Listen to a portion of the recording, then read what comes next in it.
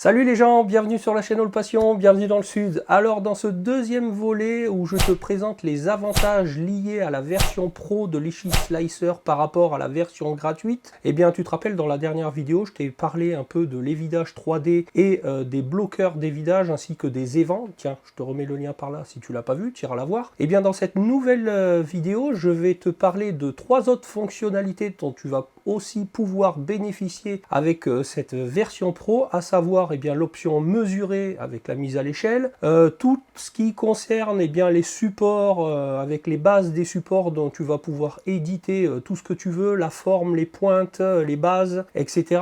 Et aussi surtout eh bien la possibilité de générer des couches variables. Alors moi cette fonctionnalité là je ne peux pas en bénéficier parce que mon imprimante, la Photo Mono X 4K, eh bien n'est pas compatible avec cette fonctionnalité là. Alors j'ai regardé un peu en mettant sur l'Ichi Slicer d'autres imprimantes de chez Anycubic, et bien la 6K est pas compatible non plus. Donc pour te présenter cette fonctionnalité, eh bien j'ai inséré l'imprimante de la Elego Saturn S, mais je crois que chez Elego la Mars 2 Pro est compatible aussi avec cette fonctionnalité là. Je vais te présenter ça et tu vas voir que c'est un gros atout quand tu peux en profiter. Alors la première fonctionnalité que je vais te présenter, c'est l'option mesurer. Alors ça a l'air tout bête comme ça, une option pour mesurer un objet, mais si par exemple, eh bien, moi je sais que je modélise, tu l'as vu, des objets directement, puis je les prépare à l'impression avec l'Ichi Slicer et ensuite je les imprime. Donc quand je les modélise, je sais exactement quelle dimension il faut que ça fasse pour mes dioramas. Mais si par exemple je trouve un objet qui est déjà tout fait, donc inutile de perdre du temps avec ça, parce qu'il me convient bien, par exemple sur Thingiverse, eh bien tu vas télécharger ton objet, mais tu ne sais pas quelle dimension il va faire. Et bien dans l'Ichi Slicer, tu vas pouvoir le mesurer pour, d'après la mesure que tu en auras faite, pouvoir le mettre directement eh bien, à l'échelle que tu vas vouloir. Ou lui dire que par exemple entre deux points, si tu mesures que ça fait par exemple 1,5 cm, et bien toi tu lui dis, eh ben, cette dimension-là, toute proportion gardée, et bien cette dimension-là, je veux que ça mesure par exemple 10 cm. Et bien ça va être possible directement avec cette option mesurer qui est uniquement disponible avec la version Pro. Je te montre ça en image. C'est parti. Alors nous voici rendus dans l'Ichi Slicer avec la version Pro comme tu peux le voir en haut. Et pour t'expliquer un peu cette fonctionnalité très rapidement, eh bien j'ai pris l'exemple d'un verre. Alors ce verre, moi je ne l'avais pas téléchargé, je l'avais modélisé pour mon diorama The Mask. Je ne sais pas si tu te souviens ou si tu as vu la vidéo, tiens je te remets un peu le lien en haut à droite, tu iras le voir si tu veux. Mais pour te montrer un peu cet exemple, eh bien voilà, admettons que j'ai téléchargé cet objet et comme tu peux le voir, je l'insère sur mon plateau et je ne sais absolument pas quelle dimension en hauteur il fait, ni s'il sera approprié eh bien, à la scène que je veux représenter. Alors bien évidemment, je crois qu'il y a, quand tu vas sur l'onglet exporter en haut, je crois que même sur la version gratuite, tu as ça, tu peux comparer rapidement eh bien, la grosseur de ton objet avec des éléments en cliquant sur à l'échelle, qui est bien, tu vois, une canette, une banane, un stylo. Ça te permet rapidement de comparer éventuellement déjà la grosseur de ton objet. Ça, avant, ça n'était pas disponible sur la version gratuite et là je viens de vérifier, et bien ça l'est. Donc bon, c'est toujours un élément de comparaison assez sympa pour te rendre compte de la grosseur d'un objet que tu veux imprimer. En tous les cas, alors tu ne sais pas quelle dimension il peut faire. Et bien avec l'option mesurer, il suffit tout simplement de cliquer sur mesurer, de prendre eh bien, le point haut par exemple, d'aller directement en bas pour le second point. Et là, comme tu peux le voir, alors on n'est pas tout à fait à la verticale, mais ça donne quand même relativement une bonne idée. Et bien le logiciel, ici en bas, me donne directement que cet objet fait 10 mm de haut. Et si par calcul, et bien par exemple pour un diorama que moi j'effectue à l'échelle 1/6, et bien on va dire que le verre à l'échelle devrait faire à peu près 30 mm de haut. Et bien là, tu vois, il me suffit tout simplement et bien de taper 30 mm, Enter, pour que le verre se mette automatiquement à l'échelle, toute proportion gardée. C'est aussi simple que ça. Voilà ce que tu peux avoir directement avec la version Pro et c'est, crois-moi, fort utile. Alors la deuxième fonctionnalité disponible avec cette version Pro, c'est l'édition des supports et des bases. Alors tu vas voir qu'avec cette version Pro, tu vas pouvoir éditer sous toutes les formes eh bien, tes supports, les pointes, de pouvoir déplacer également tes supports avec la même chose que tu sais, les petits manipulateurs comme il y avait pour déplacer les bloqueurs des vidages, eh bien tu vas pouvoir aussi déplacer ces supports, tu vas pouvoir modifier la forme des bases, mettre des cônes à la forme des bases, bref, tout un tas de choses. Moi je n'ai pas tout exploré parce que eh bien, ça demanderait de faire aussi beaucoup de tests d'impression, mais libre à toi de pouvoir effectuer tous ces essais avec les nombreuses possibilités qu'il y a en édition de tous ces supports, et puis tu pourras te faire ton expérience par toi-même, mais je vais te présenter un peu tout ça sur l'ordi. Alors on se retrouve à nouveau sur Litchi Slicer où j'ai inséré, eh bien, comme tu peux le voir, une nouvelle figurine issue de mon dernier bundle de mai de chez Loot Studio. Moi je te rappelle qu'ils m'ont rien filé, mais ça me fait plaisir de te présenter un peu ces magnifiques figurines prêtes à être imprimées. Alors sans plus attendre, eh bien passer à la préparation. Donc je clique sur l'onglet préparation et comme tu peux le voir, eh bien ici, si tu as la version gratuite, tu ne pourras bénéficier que de la forme conique. En l'occurrence ici, tu vois, j'ai le choix de pouvoir utiliser des supports soit en forme de cône où le bout est en forme de croix ou en forme de cube. Alors moi j'ai encore pas bien saisi la différence entre toutes ces options de forme au niveau de l'embout des supports. J'utilise toujours la version conique, mais il est possible, bien par exemple, tu vois, alors on va mettre un support gros pour que on voit bien à l'écran, mais si je sélectionne, eh bien tu vois que je positionne par exemple un support à ce niveau-là, je peux modifier tout un certain nombre de paramètres sur ces supports, comme le diamètre de pointe, tu vois, le diamètre de pointe qu'on peut modifier, le diamètre du corps du support par lui-même et la longueur de pointe. Tu vois, tout ça, c'est paramétrable. Donc, tout un tas de paramètres qu'on peut régler avec ces supports, tu vois. On peut agir sur un certain nombre de paramètres, tu vois, modifier eh bien, le diamètre inférieur, le diamètre supérieur, si on veut que ce soit efforcé. Donc ça, écoute, j'ai envie de te dire, c'est tout un tas de paramètres qui est disponible pour les utilisateurs avertis. Moi, en l'occurrence, c'est pas trop sur ça que je joue, mais il y a une fonctionnalité, moi, que j'utilise énormément. Tu vois, je vais cliquer sur base et une chose que je me suis rendu compte, eh bien c'est que je renforce la base en ajoutant ici un cône. Pourquoi? Eh bien parce que je me suis aperçu que ça a minimisé aussi le risque de fail au niveau de tes impressions, surtout quand il s'agit de grosses surfaces. Tu sais qu'il est très difficile de décoller ton film FEP parce que eh bien, il faut que tes supports soient quand même assez costauds pour pouvoir bien décoller la couche qui vient d'être imprimée. Eh bien moi ce que je fais, c'est que je rajoute un raccord en forme de cône, tu vois, à la base entre le support et sa base d'accroche au plateau, qui renforce, qui ajoute de la matière à ce niveau. Et crois-moi que, eh bien, d'une, ça te permet aussi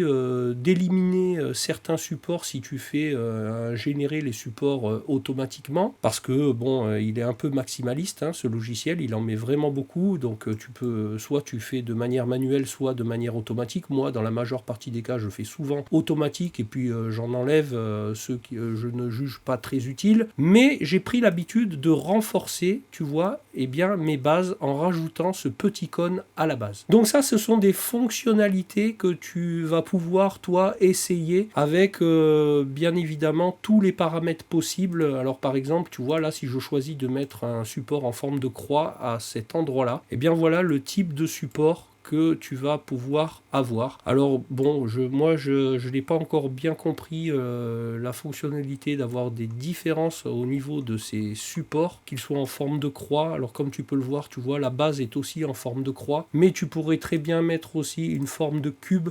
Alors par exemple ici, on va mettre un support en forme de cube. Ça, je ne sais pas pourquoi. Alors peut-être que j'espère que Thomas de Poly Workshop un jour pourra nous faire une vidéo pour nous expliquer un peu la fonctionnalité et l'intérêt de choisir tel ou tel support. Ça serait fort utile, mais en tout cas voilà pour l'édition de tout ce qui est possible de faire. Alors tu disposes aussi d'un menu avancé pour les supports manuels. Si tu décides de placer toi manuellement tes supports, tu vas avoir accès à un menu avancé. Je peux cliquer sur le menu avancé, et bien qui va me permettre de pouvoir jouer avec, tu vois, le manipulateur qui apparaît, et bien pour pouvoir positionner un angle, pour pouvoir m'écarter de la surface, pour pouvoir le monter, pour pouvoir et bien le grossir, tu vois, grossir la pointe, grossir un peu le corps, tu vois, je peux déplacer la base pour pouvoir m'écarter m'écarter du support éventuellement, le resélectionner et pouvoir m'écarter de la figurine pour mettre des supports un peu plus éloignés. Voilà, donc tout ceci est disponible uniquement avec la version Pro de Litchi Slicer. Voilà tout ce que je peux te raconter. Moi, ce que j'utilise donc en grosse partie avec cette version Pro, c'est surtout de pouvoir modifier, comme je t'ai expliqué, la base de ces supports en ajoutant cette petite forme conique entre le support et la base du plateau. Alors tu vois, toutes ces fonctionnalités disponibles avec cette version Pro, j'ai envie de te dire, elles ne sont pas vitales parce que tu peux très bien t'en sortir aussi facilement avec la version gratuite comme je le faisais moi avant ça. Mais j'ai envie de te comparer ça un peu, tu sais, quand tu vas balader et que tu t'aperçois au bout d'un moment que tu as un petit caillou dans la chaussure, ça t'empêche pas de marcher, mais le soir quand tu l'enlèves, tu dis... ça va mieux, c'est bien quand tu l'as pas. Là, c'est un peu pareil. C'est toutes ces fonctionnalités, quand tu les découvres et que tu commences à les utiliser, tu te dis quand même que c'est vachement bien. Alors, la dernière fonctionnalité dont je vais te parler dans cette vidéo, moi, je ne peux pas l'utiliser parce que, comme je te le disais, mon imprimante Anycubic Photon Mono X n'est pas compatible avec cette fonction. Mais pour t'expliquer, j'ai installé les Lego Saturn S dans Litchi Slicer pour te montrer en exemple comment il faut faire. Alors cette fonctionnalité, c'est la possibilité de pouvoir générer des couches variables d'impression, soit le multilayer. Alors qu'est-ce que c'est le multilayer? C'est par exemple sur une figurine, tu n'as peut-être pas besoin de tout imprimer dans la même résolution, dans la même précision. Par exemple, tu peux vouloir imprimer une portion de figurine où il n'y a pas énormément de détails en 50 microns et de dire, à partir du visage, j'ai envie de mettre une précision de 25 microns parce qu'il y a énormément de détails que je veux fidèle à mon modèle. Alors pourquoi c'est intéressant? Parce que tu te rends bien compte que imprimer à 25 microns ou imprimer à 50 microns, par exemple, ça correspond au double du nombre de couches. Donc forcément, un temps d'impression 2 fois plus long. Alors par exemple, la première partie qui concerne les supports, tu peux aussi indiquer que tu veux une précision à 100 microns, et puis au moment où attaque ta figurine, dire moi cette partie-là, je la veux en 50 microns, et puis telle partie en 35 microns, et puis là où il y a le plus de détails, dire ce nombre de couches-là, je veux qu'il soit en 25 microns. Et comme tu vas optimiser ces nombres de couches, forcément, ton temps d'impression va en être aussi diminué. Parce que si tu voulais un détail complet de ta figurine à cause d'un visage super détaillé, tout imprimé en 25 microns, tu auras un temps d'impression lié à l'ensemble de ta figurine pour une précision complète de 25 microns sur l'entièreté de ta figurine. Alors que là, tu vas pouvoir jouer pour diminuer le nombre de layers, le nombre de couches sur certaines portions de ta figurine qui ne nécessiteront pas une précision extrême comme les parties les plus détaillées. Donc diminuer grandement le temps d'impression grâce à cette fonction, ça, entre autres, je pense que c'est un paramètre important à prendre en compte lors du choix de l'achat d'une imprimante résine, à savoir si elle gère les couches variables, le multilayer. Allez, je te montre ça sur l'ordi. Alors, j'ai volontairement enlevé tous les supports de préparation de la figurine pour que ce soit plus clair à l'écran. Tu vois que j'ai aussi intégré l'imprimante Lego Saturn S pour pouvoir te montrer cette fonctionnalité. Sur la droite de l'écran, tu vois, sur le curseur qui te permet de te balader verticalement de haut en bas, il y a un petit plus. Au niveau des layers, tu vois, on t'indique le nombre de layers en fonction de la résine que tu as choisie. Alors moi, je vais te montrer uniquement avec 3 résines, une en 50 microns, une en 35 microns et une en 25 microns. Alors je pars de la 50 microns et tu vois que ce petit plus disponible ici,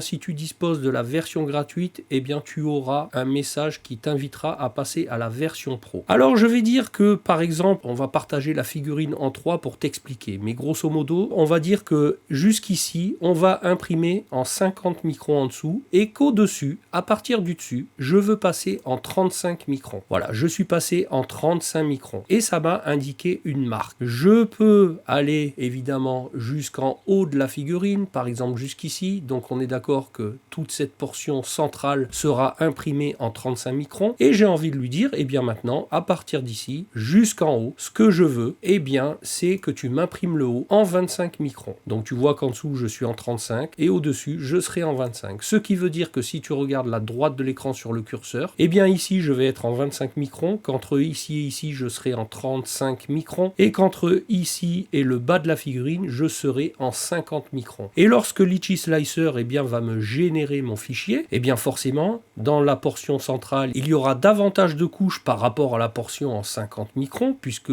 je serai dans une définition, une précision un peu plus détaillée et que dans la portion d'en haut, sur cet espace-là, eh bien j'aurai 2 fois plus de couches que sur un même espace où j'aurais laissé une précision de 50 microns. Bon, eh bien pour comparer ce que je viens de t'expliquer, on va tout simplement cliquer en bas à droite sur estimer le temps d'impression. Alors comme tu vois avec ces 3 portions, avec le haut en 25 microns, le centre en 35 microns et tout le bas en 50 microns, eh bien le logiciel estime un temps d'impression de 5 heures et 48 minutes. Et maintenant, eh bien si je supprime eh bien toutes les couches variables que j'avais éditées jusqu'à maintenant pour ne laisser eh bien que l'entièreté de la figurine avec une résine à 25 microns que je choisis parce que eh bien je veux garder une précision extrême exclusivement pour garder un visage très détaillé et que je clique eh bien sur estimer le temps d'impression, et bien là comme tu peux constater j'ai un temps d'impression de 8h50. Et le fait en fait d'avoir édité une partie de la figurine en 50 microns m'a permis, comme tu l'as vu, de diminuer mon temps d'impression parce que j'ai choisi d'avoir une précision moindre sur certaines parties de ma figurine.